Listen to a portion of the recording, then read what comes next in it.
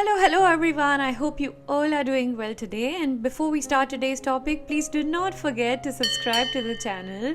And today we are going to discuss a very interesting, insightful topic which is going to help you to manage your own self, to manage oneself, especially in terms of your emotional intelligence and your behavior. So today we are going to discuss about something related to, are you sure you show respect all the time? Now, the content of the video is taken from the article The Leadership Behavior That's Most Important to Employees, published on May 11, 2015 by the author Christine Porat, who is an associate professor of management at Georgetown University. Now, Christine has spent 20 years to study the costs of incivility in behaviors as well as the benefits when you show civility, respect, good behaviors. When I conduct soft skills training, especially in educational institutions, I often start with an activity which is a name abbreviation activity where students write personality traits using the letters in their name. Now, for example, if a boy's name is Rohan and Rohan writes R for respectful as part of his personality trait, I often ask the student, to reflect on it, that are you sure, are you truly respectful all the time? According to a Mehrabian theory by a psychologist, he has mentioned that 93% of communication that we do on daily basis is through non-verbal communication, through the tone of voice that we use, also the body language, which is facial expression, postures, which plays a very big role. Now, many students believe they are respectful, yet their posture, facial expressions, or inattentiveness during lectures, especially with full-time professors, may suggest otherwise. Yawning, looking disinterested, or acting like they already know it all, they know everything, can come across as disrespectful towards professor, trainers, coaches, etc., mentors. So instead of dismissing a topic, I encourage them to reflect. If you think you already know something, how well do you apply it? On a scale of 0 to 10, when it comes to applying what you already know, where do you truly stand? What will you rate yourself? Now, respect and empathy are qualities we all claim to have, but do our actions really align with them all the time? Today, through this article, we will learn more about this, about how emotionally intelligent are you when it comes to respect. So let's get started.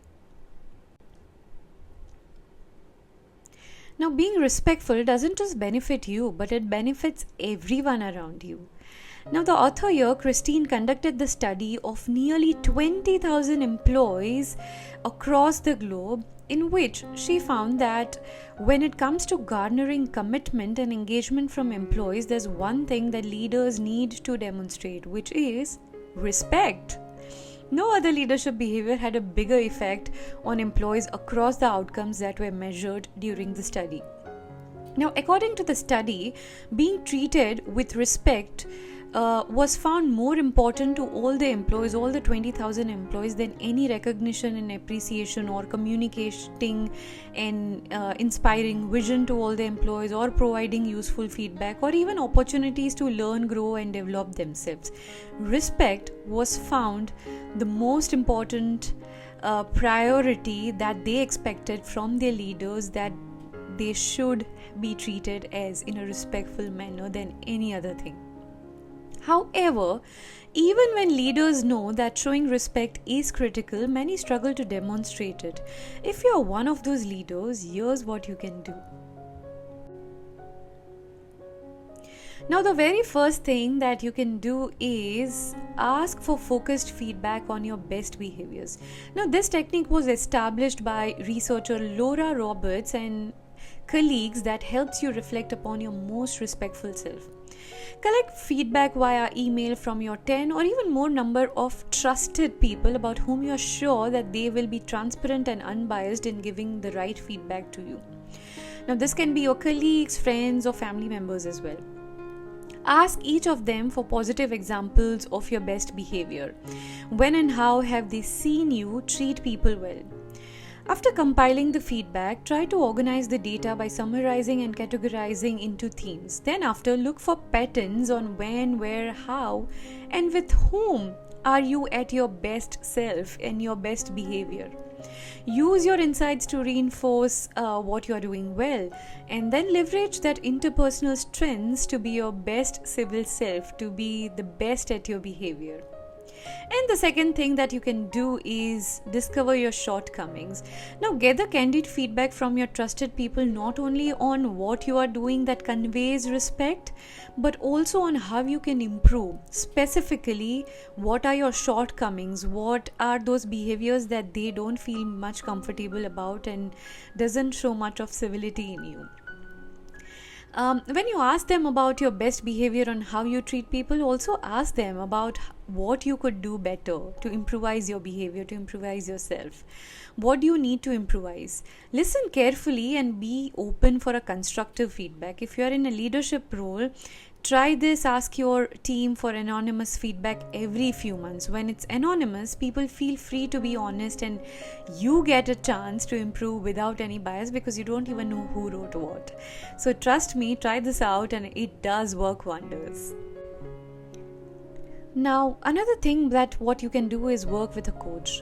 Now, working with a coach, because coaches can uncover potential weaknesses through surveying and interviewing those with whom you work. They can also shadow you at meetings and events to pick up on subtleties, including non-verbal behavior. A skilled coach may unearth some of the underlying assumptions, experiences, and personal qualities that make one prone to disrespectful and uncivil behavior. Now, once you have a clarity on which behaviors you want to improve, gather information from people about how best to go about this. Now, this feed-forward method was established by author Marshall Goldsmith and is a terrific way to gather specific ideas for improving your behavior. Now, this process consists of 5 steps. The number one, the very first step is describe your goal clearly and simply to anyone you know, that I'm here to get feedback from you because I want to understand my behavior well and want to improve on my behavior and be my most civil self. Then second is ask for 2 suggestions to help you improve. Ask 2 suggestions from each person that you meet and you want to get that feedback from. Encourage them to suggest you creative and fun ideas to improvise yourself. Third, listen carefully and write down those suggestions. The fourth thing is respond with thank you, nothing more. No excuses or defensiveness, because in these scenarios, one tends to get very defensive at times or try to give some excuses on their behaviors. So say nothing more and just say thank you to them. And the last thing, the fifth thing that you can do is repeat by asking more number of people that you trust to get an accurate understanding of yourself on what you really need to improvise, by summarizing that data and connecting the dots of what one specific behavior that everyone said in common that you need to improvise. Start working on that first.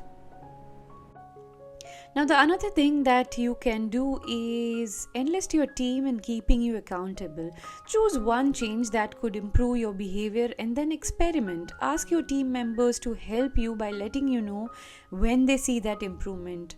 For example, after a meeting, ask your team if they saw an improvement in the behavior that you were working on, and ask them that what was the impact that they saw in your behavior.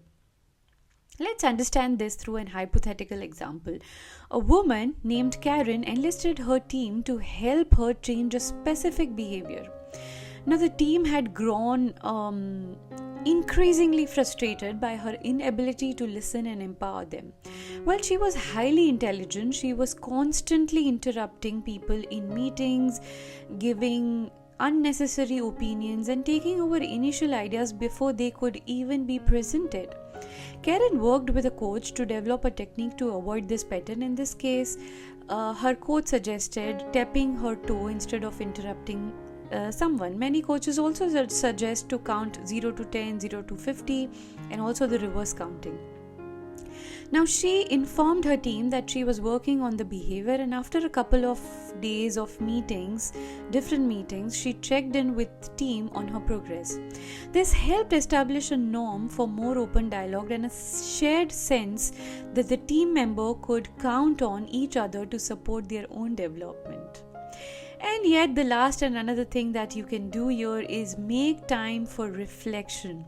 Keep a journal to provide insight into when, where, why you are your best and when you are not so best of yourself, your uncivil self.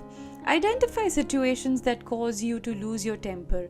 Let's take an example, yet another example, that once upon a time, once a leader named Monica noticed that she was far more curt in the late afternoon. She began her day before 5 a.m. By the time late afternoon hit, she used to feel very tired and was less emotionally attuned.